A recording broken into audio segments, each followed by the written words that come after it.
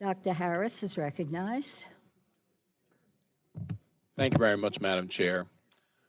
Look, the gentleman from Kentucky hit the nail on the head. The bottom line is what we're going to do here today is send a message. Is recreational marijuana a thing that the federal government should be promoting? Because without the gentleman from Utah's amendment, that's exactly the message that's sent.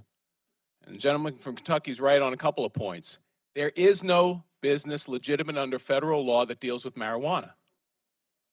It may be legitimate under state law, but to say that it's, quote, a legitimate business greatly simplifies a very complicated setup. So there is no legitimate business. There is no state where it's legal under federal law. Now, we could change that, and we should. Some people think we should.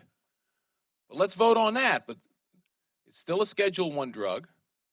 The gentleman from Kentucky is also right. If we asked, and this is one reason why perhaps it's not so good to do this on to do authorization appropriations, but we didn't have a hearing about this. We didn't invite Dr. Volkow from NIDA to come in and talk about the fact that a great number of people who end up as opioid addicts started on marijuana. It is a gateway drug.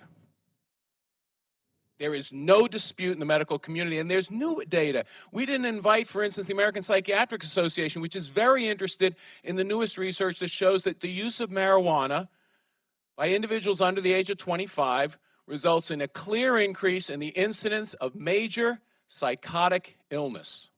It's something about THC interacting with the brain that actually induces psychosis.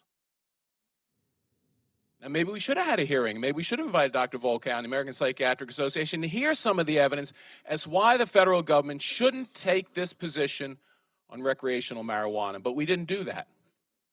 We're going to fly by the seat of our pants, and we're going to talk about, oh, the banks want it. Now, why do we think the banks want this?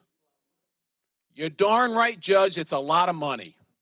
I can't blame them for lobbying for it. Now, we got cannabis lobbyists outside the door. Why do you think they're there? This is a huge money-making industry. This is big cannabis. If we were discussing big pharma, it'd be a very different discussion going on here, but this is big cannabis we're talking about. So sure, is the law gray in the banking industry? Yeah, it is.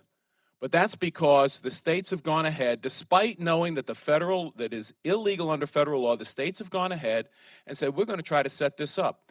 Now, California's had this for years and years and years, and it's funny, this issue hadn't come up with in California, so they must have been figured out how to do this banking thing.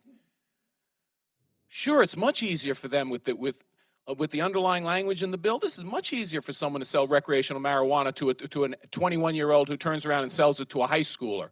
Much easier. Is that really the message we want to send? This amendment's not perfect, but it makes the bill much better than the underlying bill. I yield back.